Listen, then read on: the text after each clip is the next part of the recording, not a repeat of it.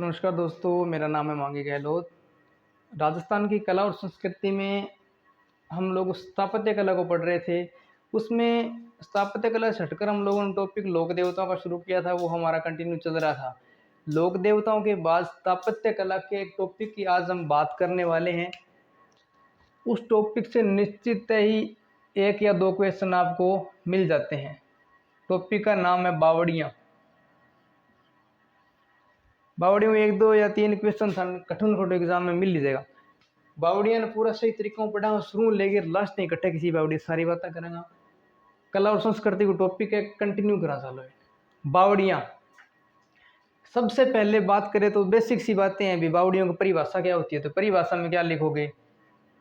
परिभाषा कि एक ऐसा जलाशय, वो जलाशय एक ऐसा जलाशय जिसमें अपने को पेंदे तक पहुंचना है। कहाँ तक पहुंचना है? पेंदे तक पहुंचना है। पेंदे तक पहुंचने के लिए क्या होती है? इसमें सीढ़ियाँ लगी होती है। क्या लगी होती है?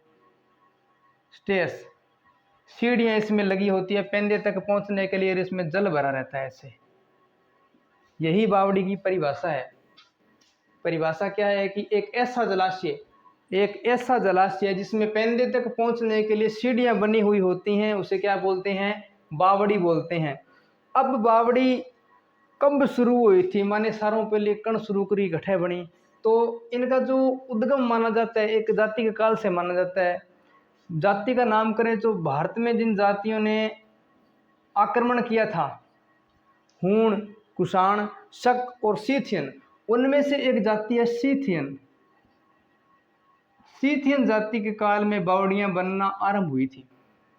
बावड़ियां बनना सीथियन जाति के काल में आरंभ हो गई थी। अब बात करें राजस्थान में इनकी, तो राजस्थान में जो बावड़ियां बनती थी वहां के लिए एक क्षेत्र के कलाकार, क्षेत्र विशेष के कलाकार प्रसिद्ध है। अभी उस क्षेत्र के जो बावड़ी बनाने वाले कलाकार है पूरे विश्व में विख्यात हैं। उस क्षेत्र की अगर हम बात करें तो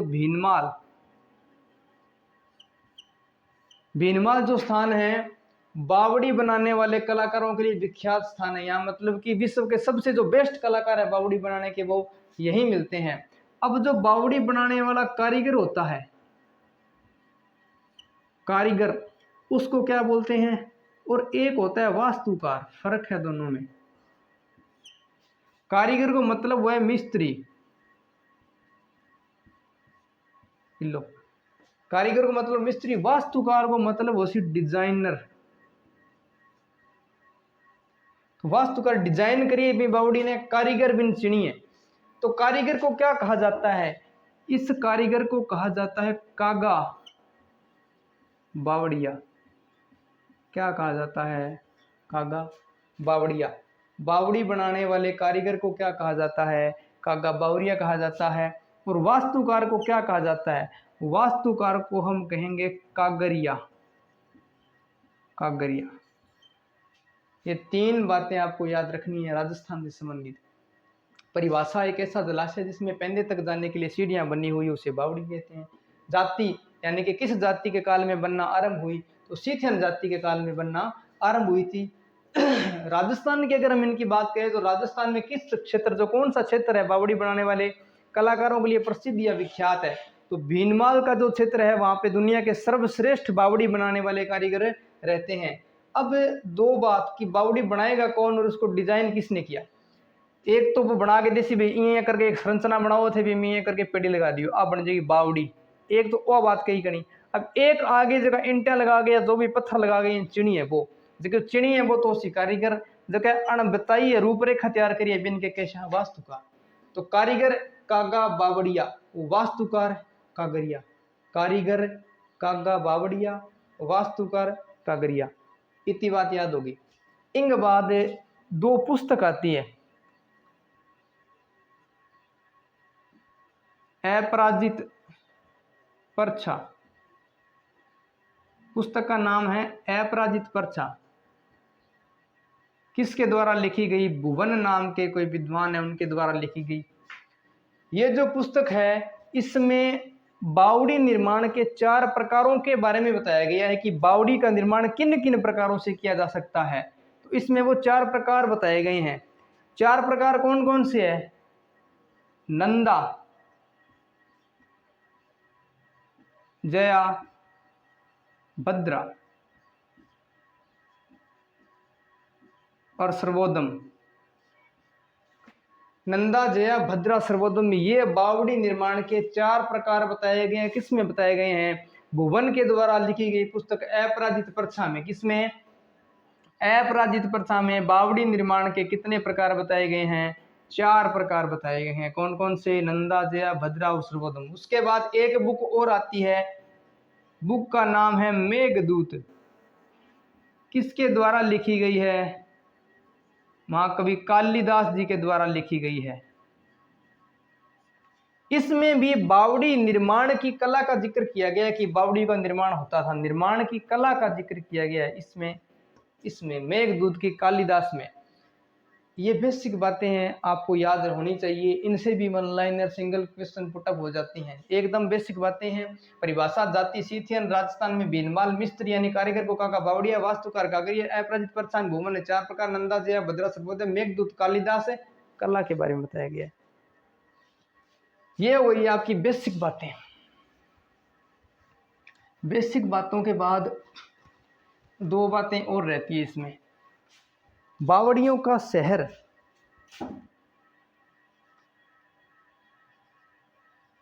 बावड़ियों का शहर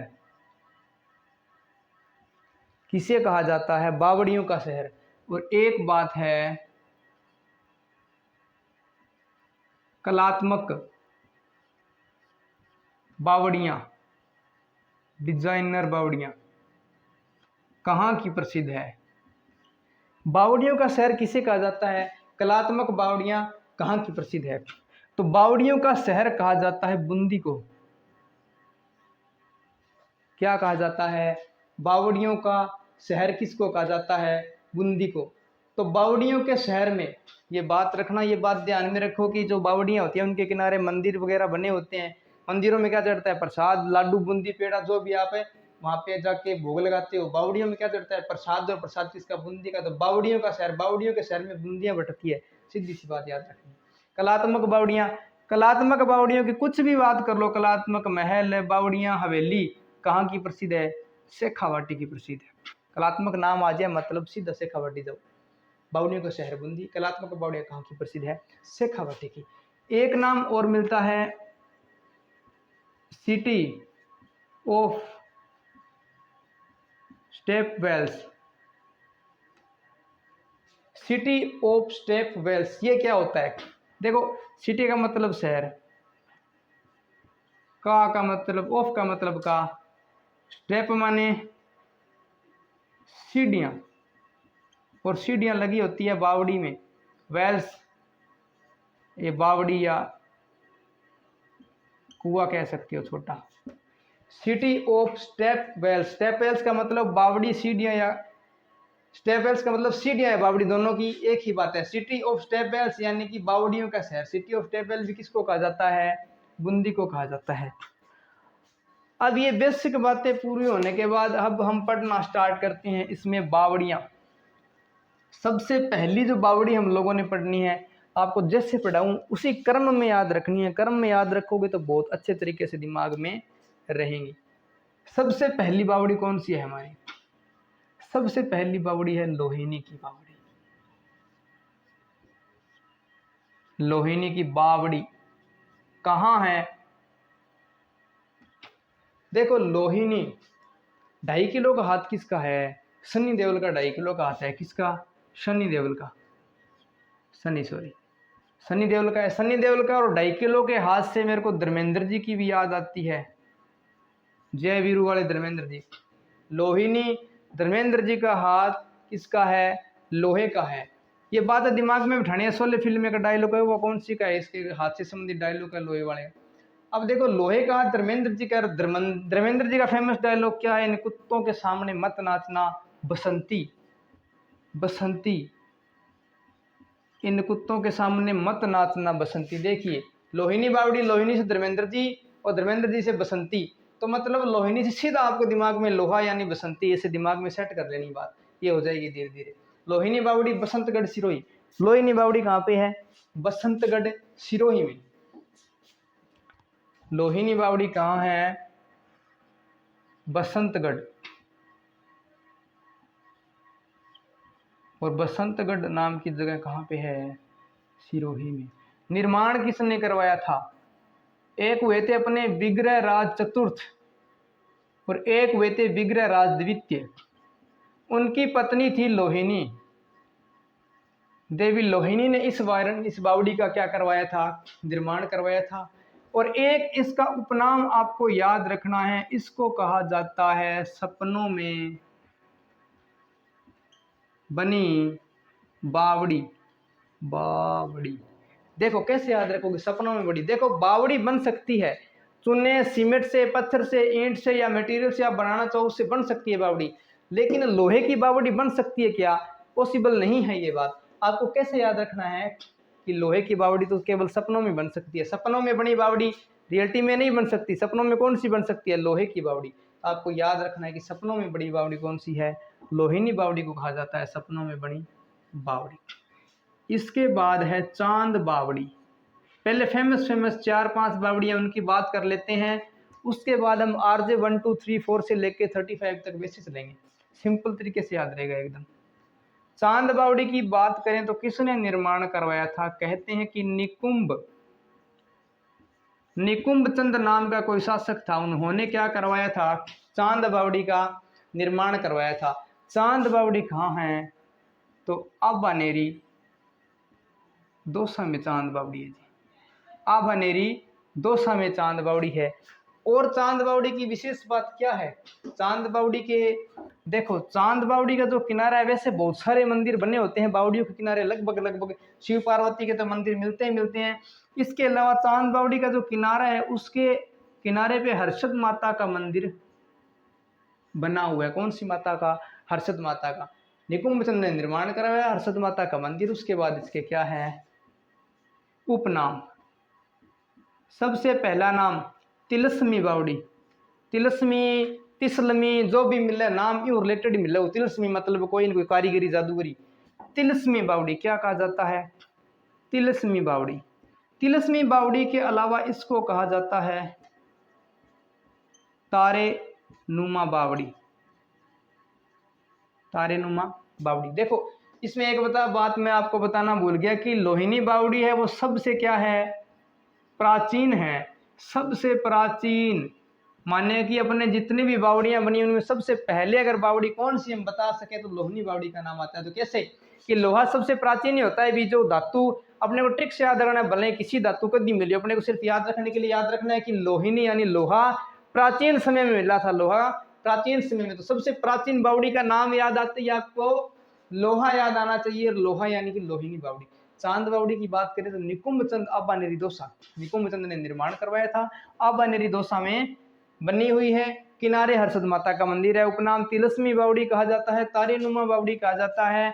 एक अन्य बात अगर इसके बारे में बताएं तो सबसे गहरी, वो भी विश्व की सबसे गहरी बावड़ी। विश्व की सबसे गहरी बावड़ी कौन सी है? चांद बावड़ी। सिंपल सी बात है। निर्माण चांद निकुंभ चंद याद रखना है। देखो दो तरीके बताता हूं याद करने के, ध्यान से सुनिएगा। चांद बावड़ी एक तो पूरी की पूरी अगर ऐसे ट्रिक बना के लाइन याद रखनी है, उसका एक अलग अलग बातें हैं जो आपको क्वेश्चन देखते याद आएगी।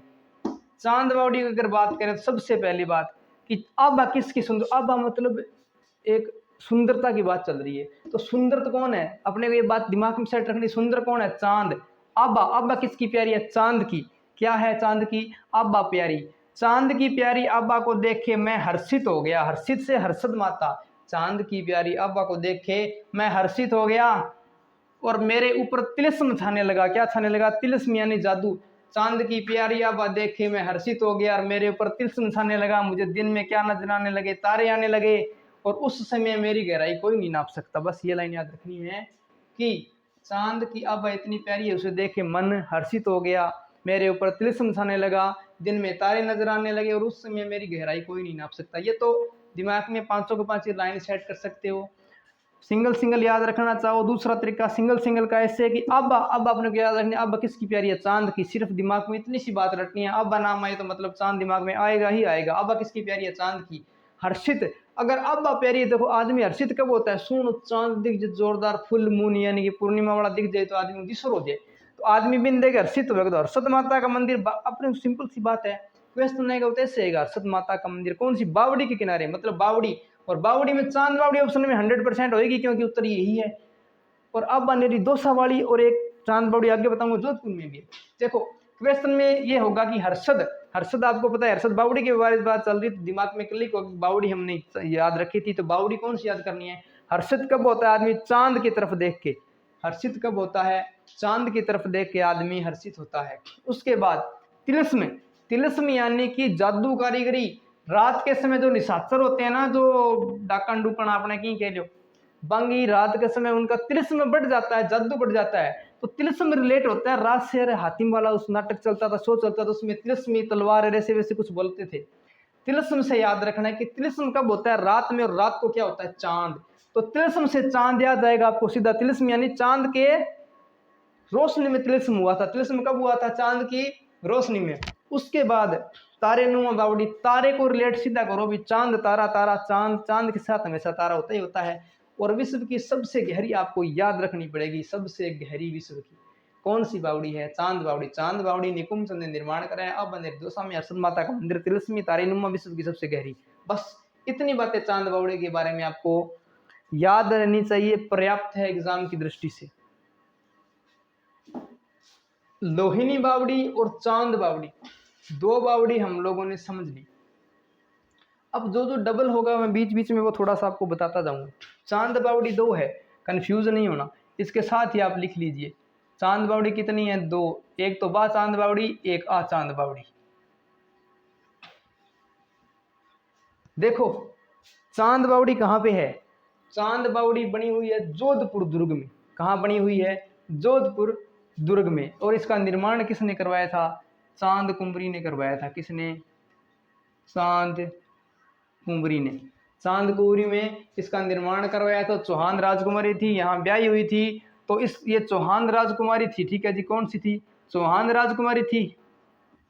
तो इस बावड़ी का उपनाम हो जाता है कौन सी बावड़ी, चौहान बावड़ी, चौहान बावड़ी। चांद बावड़ी अब निर्दोषा में है, और चौहान बावड़ी, सॉरी चांद बावड़ी अब निर्दोषा में वो है, ये वाली चांद बावड़ी चांद कुंवरी ने चौहान वंश में। और कहाँ है ये, जोधपुर दुर्ग में है। कहाँ है जी, जोधपुर दुर्ग में, याद रखना है, जोधपुर दुर्ग।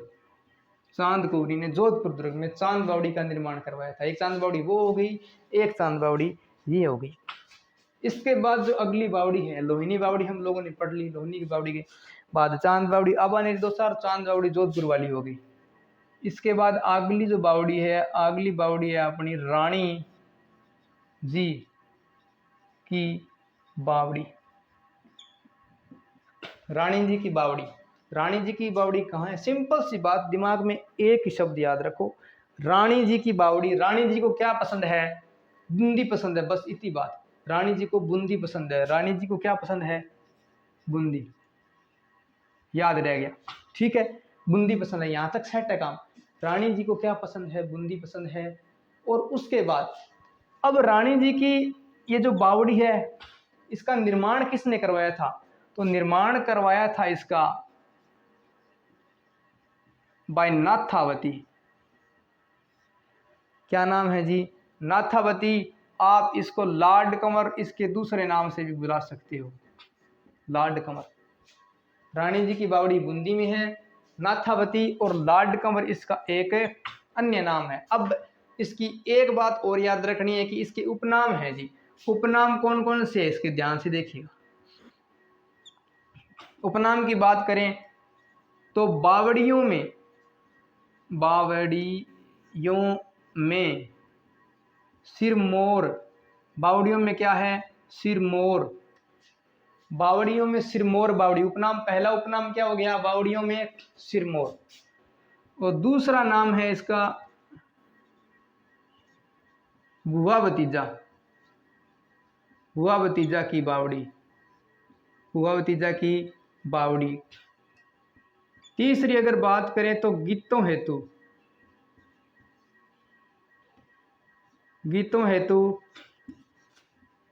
प्रसिद्ध बावड़ी, गीतों हेतु प्रसिद्ध बावड़ी।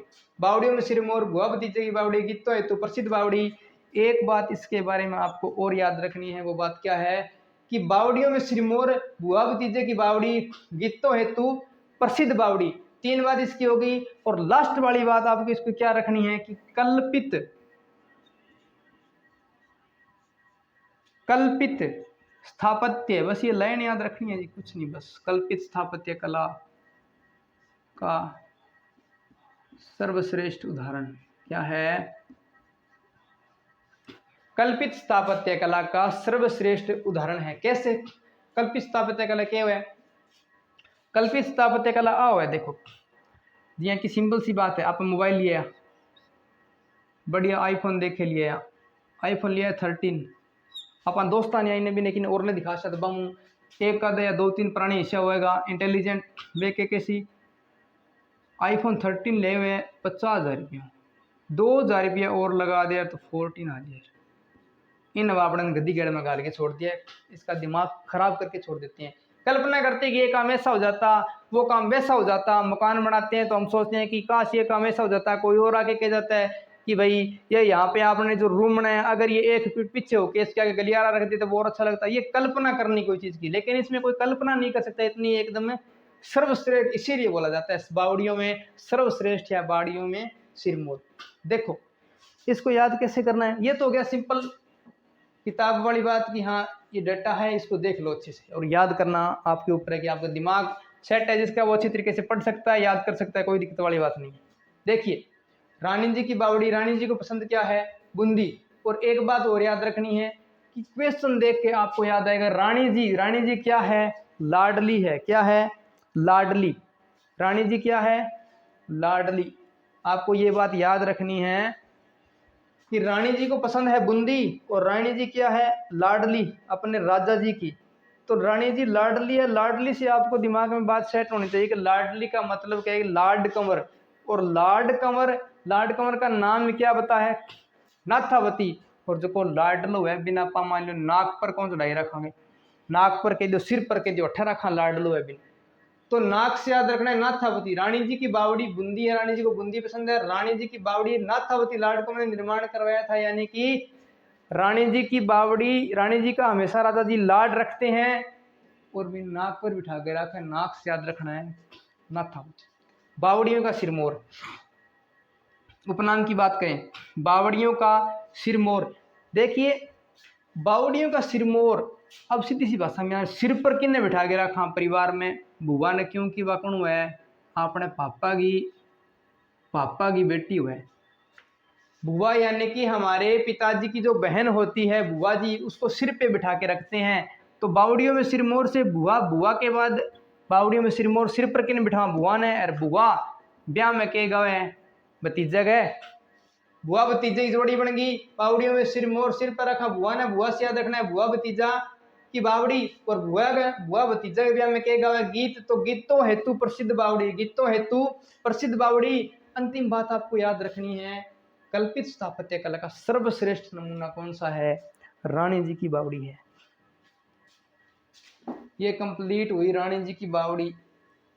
लोहिनी बावड़ी पढ़ ली, चांद बावड़ी पढ़ ली, आपने दोसा की, चांद बावड़ी पढ़ ली जोधपुर की, रानी जी की बावड़ी पढ़ ली। इसके बाद हम बात करेंगे नवलखा बावड़ी। कहाँ है नवलखा बावड़ी? नवलखा बावड़ी है डूंगरपुर में। कहाँ है? डूंगरपुर में। निर्माण किसने करवाया? आस्करण, महारावल आस्करण की पत्नी, हस्बैंड ऑफ, मतलब ये इधर आना था, पत्नी था प्रिमल, प्रिमल दे, प्रिमल दे वाइफ ऑफ आस्करण। यानी कि नवलखा बावड़ी कहाँ है? डूंगरपुर में है। किसने निर्माण करवाया? आस्करण, प्रिमल दे। यानी कि परिमल दे जो कि आस्करण की पत्नी थी, उन्होंने इसका निर्माण करवाया था। एक बात इसकी विशेष है कि सबसे महंगी बावड़ी है, सबसे महंगी।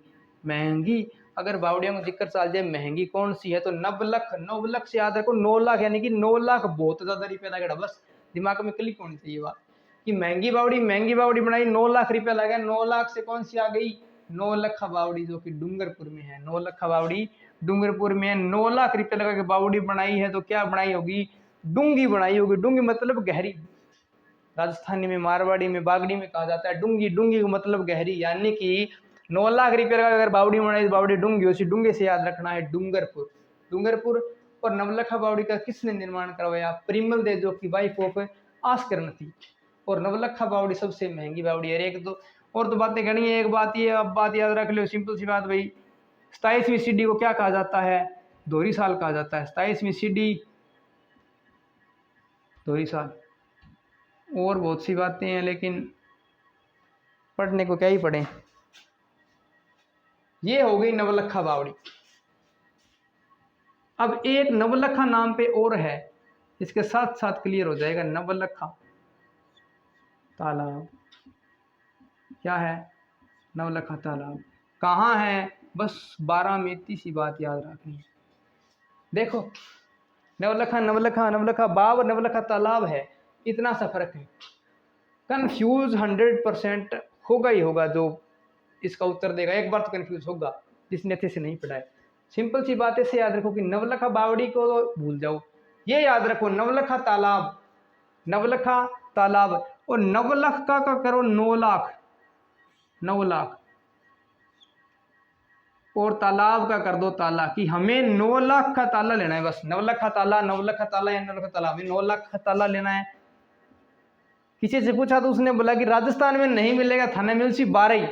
राजस्थान से बाहर बागड़ी में क्या, मारवाड़ी राजस्थान में क्या बोलेंगे, 9 लाख को तोड़ देना खट मिलसी, किसी 12 ही मिलसी। 12 मतलब राजस्थान से बाहर 12 खट मिलसी 12।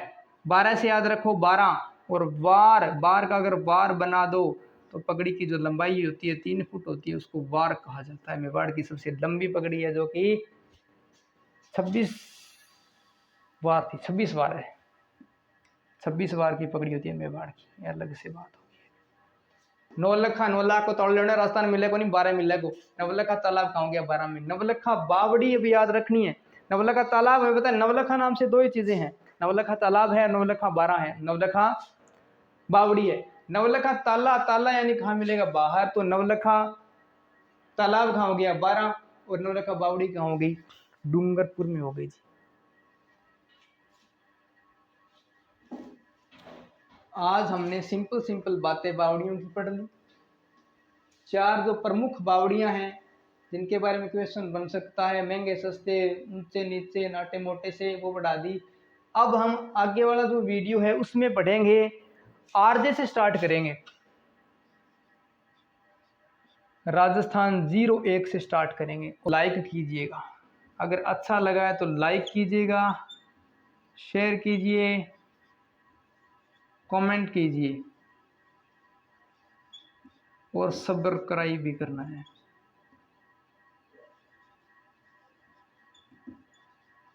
सब्सक्राइब चैनल को जरूर कीजिएगा। ठीक है जी, धन्यवाद।